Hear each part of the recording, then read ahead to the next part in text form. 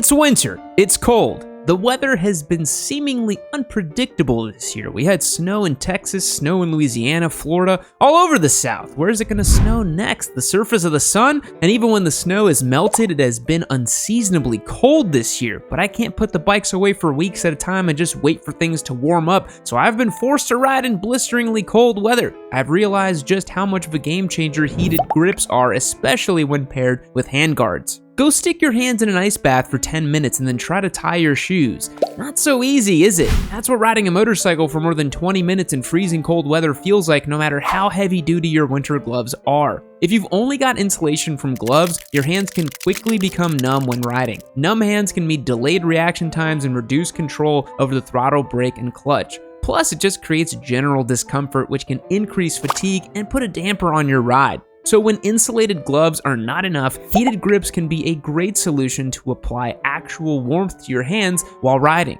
There's a variety of heated grips out there. Many OEMs produce heated grips designed specifically for a given motorcycle, or there are countless aftermarket options, but they're all universally functioning the same way. They feature built-in heating elements and usually have adjustable settings to apply varying degrees of heat. And by keeping your hands warm, they help maintain dexterity, which helps you keep you comfortable and confident. Also, heated grips eliminate the need for bulky gloves, which generally suck to use on a motorcycle as they can compromise the tactile feel, and they reduce your ability to finesse the controls. For a truly goated winter setup, heated grips combined with handguards can completely change the cold weather riding for the better. Handguards are installed to your handlebar and provide protection to your hands from both impact and the weather. And while handguards might make you think of off-road, dual sport adventure riding, where their function is rooted is in protecting the rider's hands and the handlebar controls from collisions with the ground or obstacles, they're equally suited to keep the wind off of your hands. Sometimes on sport touring models, you'll find lighter weight wind guards as opposed to actual handguards that are provided to, bump up against bushes and trees while you're off-roading, but they all do the same thing.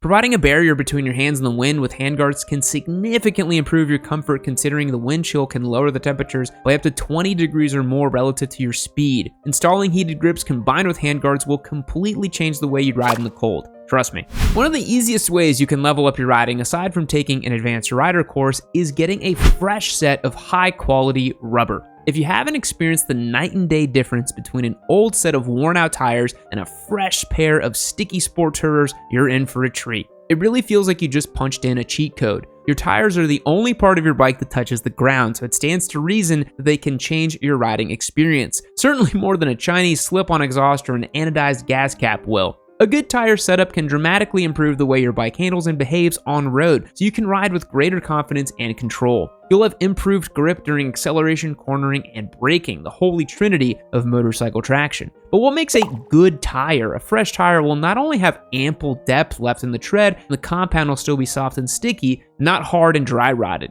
The style of tire you choose will also impact the way you ride. Different tires will be made of different compounds, sliding the scale between grip and longevity. A super sticky compound sport bike tire is going to have an inherently shorter lifespan than a more mild sport touring option, and the extra grip it may provide is not necessary for a vast majority of street riders. Sport touring tires really strike the balance between grip and longevity. They're not going to wear out as quickly as dedicated super sport tires, and they're going to more effectively disperse water, making them better suited for daily all-rounders. Sport touring tires also better suited for more moderate to cool riding conditions, whereas super sport tires need to be very warm for maximum grip.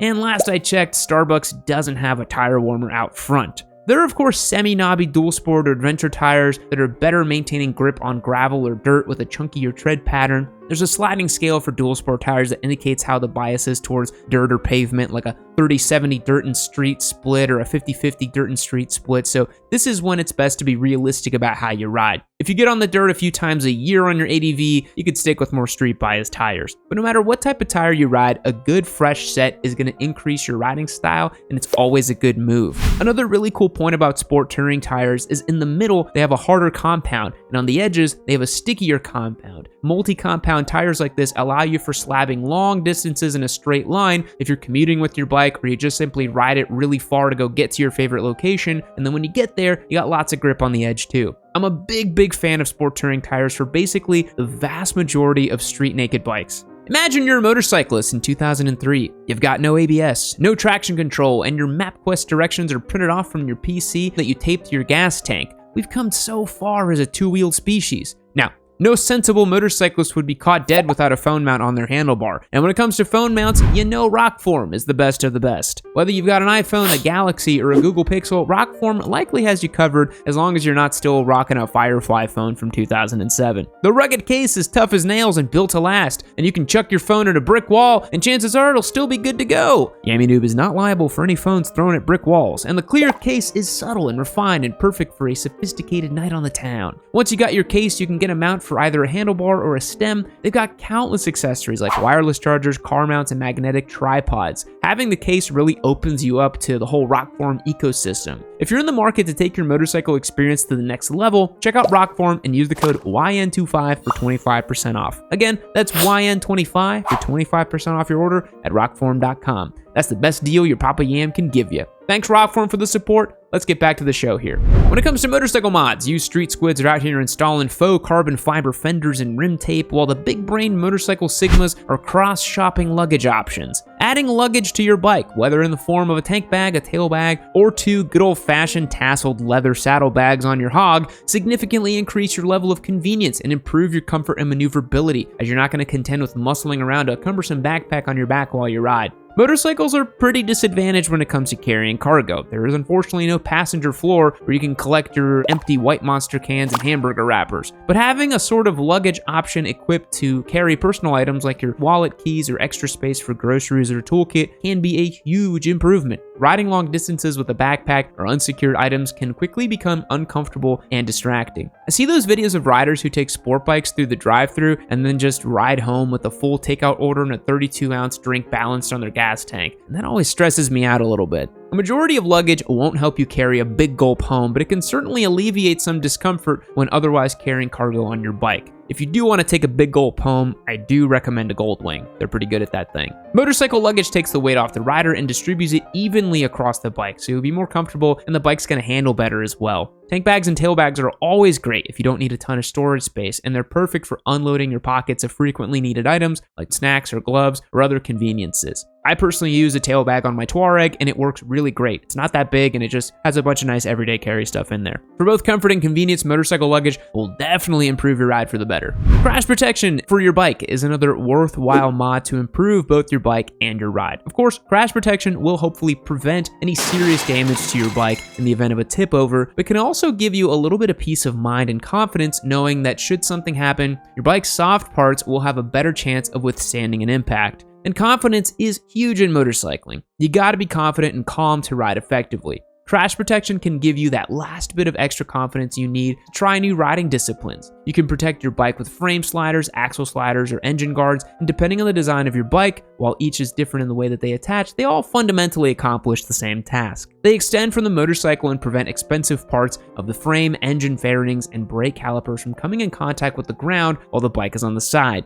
Knowing your bike has crash protection installed might allow you the mental freedom to push a little bit harder on the track or go outside of your comfort zone while riding off-road. With sliders or engine guards in place, you'll be able to quell any uncertainty and focus on improving your skills and enjoying the ride. Especially if you're riding off-road or doing adventure stuff, they're just going to tip over, so it's best to have some crash protection. Crash protection might be a little bit of an upfront cost, but no one ever said motorcycling was inexpensive. Ideally, installing these mods may reduce your repair expenses in the long run. No matter what you ride, having some crash protection can prevent damage to your bike and create more confidence in your ride as you broaden your horizons either on the street, the track, or off-road. Quickshifters are a lot of fun. Some bikes need one more than others, some bikes come with one but don't really need one, and some bikes should come with one but they just don't. No matter how you slice it, the general consensus is that they are a lot of fun. A quickshifter allows you to shift up through the gears without using the clutch or rolling off the throttle. You just pin the gas open and bang up through the gearbox. There's really nothing quite like it. It's a lot of fun to use. It works by briefly cutting the ignition to reduce the load on the gearbox, which allows you to shift up with ease. And this is great for bikes that love to live in the high RPMs, making those shifts smooth and, well, quick. Quickshifters don't always work the same across models, and some necessitate nearly wide open throttle, some don't need to be all the way in the top of the rev range, and some will shift up the gears pretty much whenever you ask them to. Some systems are better than others. I'm personally a humongous fan of Yamaha's Quickshifter system in the Yamaha MT-09. I also think Ducati does a really great job, and I love Triumph's Up Quickshifter. Their auto blip down, not so great. But quickshifters, they're fun, they're easy to use, and they can allow you to focus on other things while riding spiritedly instead of worrying about the clutch. Some quickshifters also have an auto blip function as well, which automatically blips the throttle for you as you clutchless downshift, syncing the engine speed as you click down into a lower gear. Quickshifters and auto blippers simplify shifting, especially at high speed and higher RPM, and they'll make even the babyest street squid feel like a MotoGP rider. How many of these mods do you have on your bike? Are you out here putting a full exhaust on an MT-07 instead? Thanks for making it to the end of the video, and thanks to Rockform for sponsoring today's video. I appreciate you watching. I'll see you on the next one. Fact: from 2011 to 2013, China used more concrete than the US did over the entire 20th century. Yeah, they're building some big crazy stuff over there. You guys should check that out if you haven't seen it yet. Goodbye. All right, everybody, this video is over. There's no more to watch on this beautiful video between me and you, but this Triumph Street Triple 765 RS is available on yammynoob.co as a giveaway bike. Hit that link while you're waiting for the next video to load. Become a member. It'll take you as easy as 1, 2, 3, and then you're signed up to win. How cool is that? Papa Yam's giving away 54 bikes. You could be the next one.